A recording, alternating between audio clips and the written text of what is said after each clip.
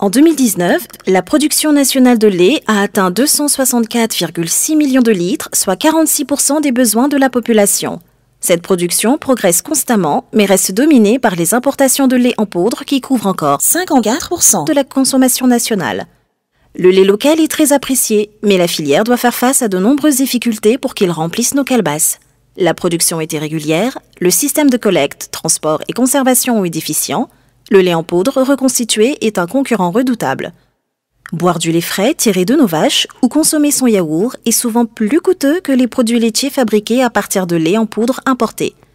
Facteur aggravant sur ce point, les producteurs européens bénéficient de mesures incitatives pour soutenir leur exportation, notamment avec la suppression des quotas laitiers. La situation perdure donc, en dépit de nombreuses initiatives de l'État, d'opérateurs privés ou d'ONG.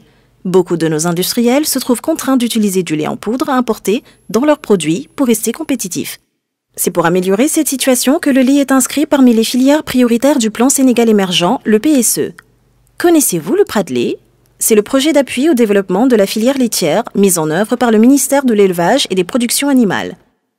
Le Pradlait se déploie pour améliorer durablement la production laitière. L'objectif est d'atteindre un taux de couverture de 80% des besoins nationaux en lait et produits laitiers, contre 46% actuellement. Des mesures concrètes s'imposent pour inciter les industriels laitiers à incorporer le lait local dans leur production.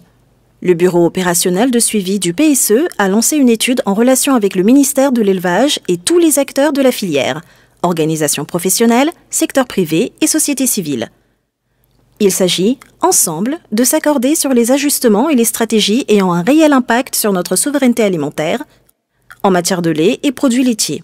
Cette étude se déroule dans une logique de dialogue public-privé présentant de nombreux avantages. Pour le gouvernement d'une part, tout d'abord, l'adoption de mécanismes efficaces et efficients de subventions publiques, ensuite, la création d'un environnement favorable pour les investissements privés et bien sûr, le développement durable de la filière laitière pourvoyeuse de richesses.